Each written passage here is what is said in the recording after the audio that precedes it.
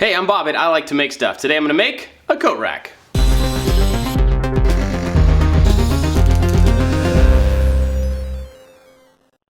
Back in August, I was at a West Elm furniture store and they had a coat rack that looked a whole lot like this. I thought it would be a great first project to try turning metal on a metal lathe, and even more, to turn metal and wood down to the same diameter and make them look like one piece. Turns out it was pretty difficult, but a lot of fun. Check it out. The first step in making this was some experimentation. I glued together some 1x4 pine boards to make a block so that I could figure out what size I wanted this whole thing to be. I squared it up into a block and then drew some diagonals on the corner so I knew where to cut them off on the bandsaw. If I decide to turn this into a cylinder, knocking off those corners will make the turning a lot easier. I knew how big the individual coat hangers needed to be, so this was really about finding the right scale for the centerpiece of the whole thing. And I'm really glad I did this, because what I started with was way too big. After that, I moved on to getting some of the walnut ready to make some of the different pieces. The first thing was to run it over the joiner and clean off one straight edge that I could run along the table saw fence. But while I had such a big board, I cut down a piece that was 12 by 12 that would eventually be turned into a circle to act as the base. And after that, I ran it through the table saw to rip down two pieces that I could glue up into a block. Next, I had to glue these together to make a thicker piece of walnut. But to get a really solid glue up, I had to run both of these pieces over the joiner to get one really smooth side. And even though it's not absolutely necessary, I use a dark wood glue when gluing up wood like this. Anything that does squeeze out or anything in a seam gets kind of hidden because it's darker.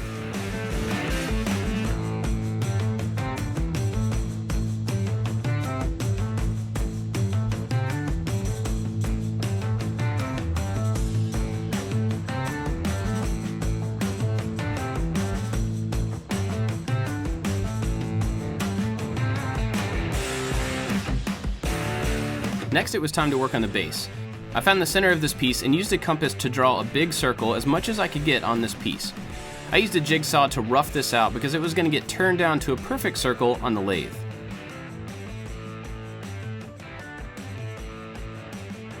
I kind of eyeballed the placement of the faceplate and screwed it onto the backside using some short screws. This is going to be the bottom of the base, so it really doesn't matter if there's some extra holes in it.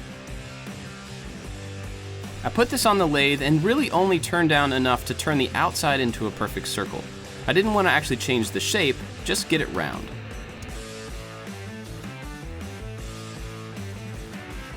I ended up sanding this face smooth later on, but it probably would have been easier to even out while it was still on the lathe. Then it was time to start making the individual coat hanger pieces. I smoothed off one edge on the joiner and then set the piece in between the fence and the blade so that I could rip down several squares of material. The important thing here is that these are bigger than the piece of brass that I was going to use to cap them. I set the calipers to the size of the brass so that I could check the pieces on the lathe later. Then I cut all these down to length. Each one of these pieces needed to get turned down to a cylinder on the lathe, so I found the center point on the end of each one of them.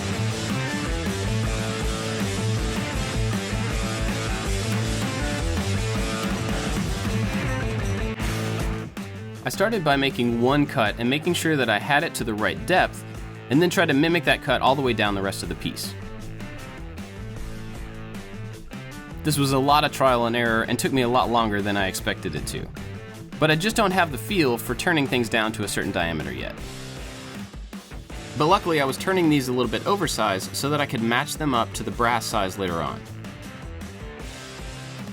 This video is sponsored by Design Crowd, which is a design marketplace where you can get projects designed for you by artists from all over the world. You start by writing a creative brief, then you post it as a new project on the site and start getting designs within hours. We created a new project brief for a logo for a new podcast that I'm working on, and we put it out there and we got over 130 logo submissions. As you get those designs in, you can give feedback to the designers and ask the artist to make revisions so that you can refine the logo. But it's not just logos. You can get any kind of graphic design, web design, t-shirts, all sorts of stuff done on Design Crowd. There's also a money-back guarantee, so if you're not happy with any of the designs, you can get a full refund. So if you've got a project coming up that you need some design help with, go to designcrowd.com/makestuff and use the code MAKESTUFF to get $100 off your new design project. Go check them out.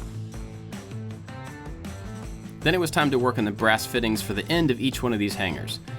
I marked off an inch, which would be the exposed part, and a half of an inch that would be the tenon.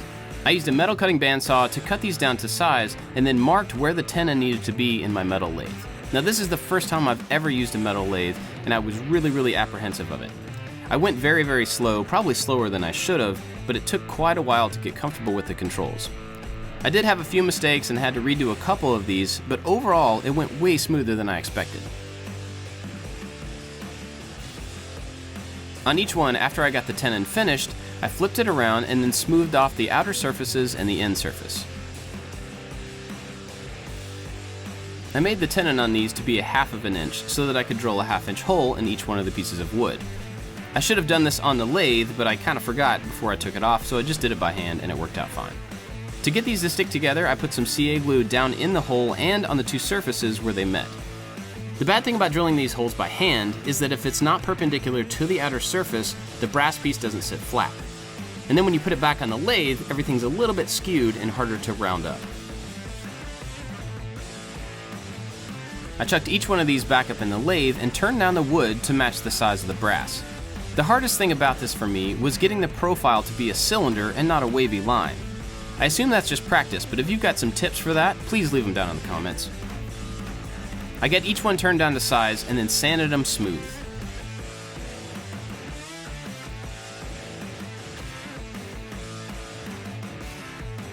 After those were in pretty good shape, I moved on to working on the main stem of the whole coat rack. Originally, my plan was to turn this down into a cylinder, and the first step there is to knock off the corners on the table saw. But after I got it into the octagon shape, I actually really liked the way it looked. And while I was trying to decide on that final shape, I went ahead and sanded down the base.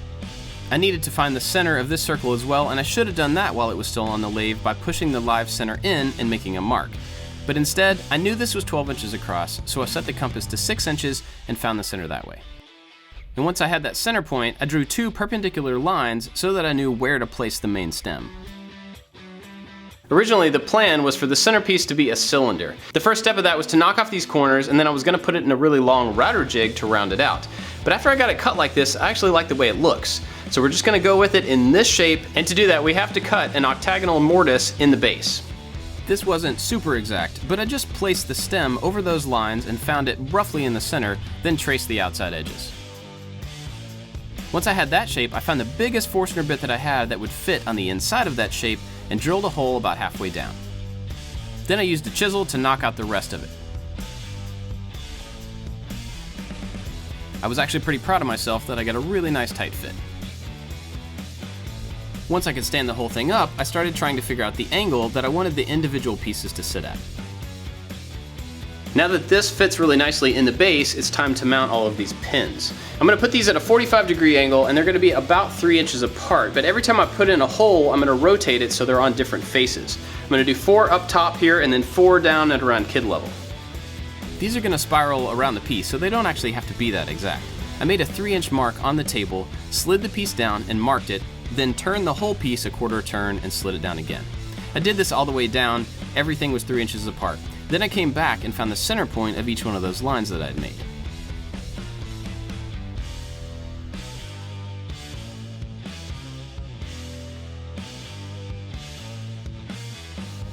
Then it started getting a little tricky. We set the table of the drill press to 45 degrees and then had to make a really simple little jig to stop the piece from moving back and forth. This jig fit over top of the table, and we had to make sure that it was centered underneath the bit.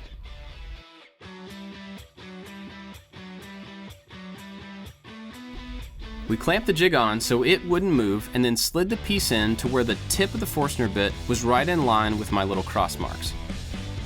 With the piece clamped down as well, we drove down the Forstner bit, making a hole at a 45-degree angle in to the right depth. Then we unclamped the piece, rotated it 1/4 turn, and slid it up to the next mark. We did this all the way down, and each time we had to slide the piece all the way out to make the turn.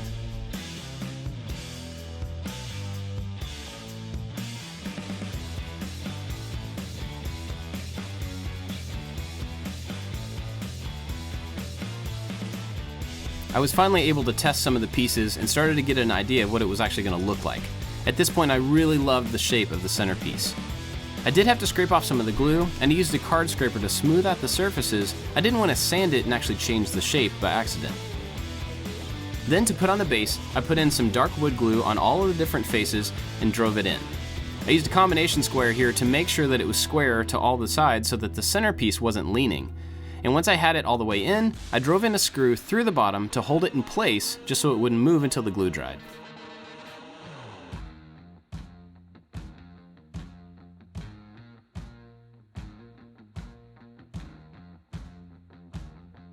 I figured it would be tough to scrape off some glue around these holes once I got these pieces in, so I covered each one of them with tape and cut out a hole. I started out with the knife that was close to me and it was not good. Thank you. Each of the cylinders were a little bit different shape. Most of them were a little bit too big, but a couple were a little bit too small. For the ones that were too big, I ran them over the sander to add a small taper to the end so that it would fit tightly into the holes. There was a lot of shaping here to make them all fit before I glued anything in. Each one of these got dark wood glue to hold it in place, and the ones that were too small got a little bit of CA glue to hold them at the right angle while the wood glue dried. I got one more of these to do, and I'm realizing how much different stuff I've gotten to do on this particular project. I've learned a whole lot about metal turning, and about wood turning, and about being more precise and getting things to fit together. It's turned out to be really awesome, and I'm really glad that I'm learning all this stuff. In the few places where there was some extra space around the rod, I filled it in with a mixture of glue and sawdust. These I had to go back and sand with a flexible sanding pad. But after I had all the sanding done, I took it outside and covered the whole thing with a couple of coats of spray lacquer. I didn't want to use anything with oil in it since there's going to be clothes hanging on this. I didn't want any extra oil to transfer to the clothing. And those jackets might be a little bit wet with rain, and the lacquer should hold up pretty well to that as well. And here it is, all finished up, and this is probably the last time it'll ever not be completely covered in jackets. This thing turned out to be a lot more work than I was expecting. Really, I just don't have quite enough practice on the lathe to be able to accurately get a cylinder very easily. That just comes with practice, and I'm sure I'll get there eventually. But I am really happy with how it looks, especially next to the frame that I made a few weeks ago. Now, if you're gonna make one of these, of course you don't have to put the metal tips on. You could leave it all one wood or use a contrasting wood to get kind of the same effect. I'd love to know what you think about this one. Let me know down in the comments, and I've got lots of other types of videos that you may be interested in. Be sure to check those out, and don't forget to subscribe. That's it for this one, guys. Thanks for watching. We'll see you next time. And to do that, we have to cut an octagonal, We have to cut an octagonal, we have to cut an octagonal, octagonal.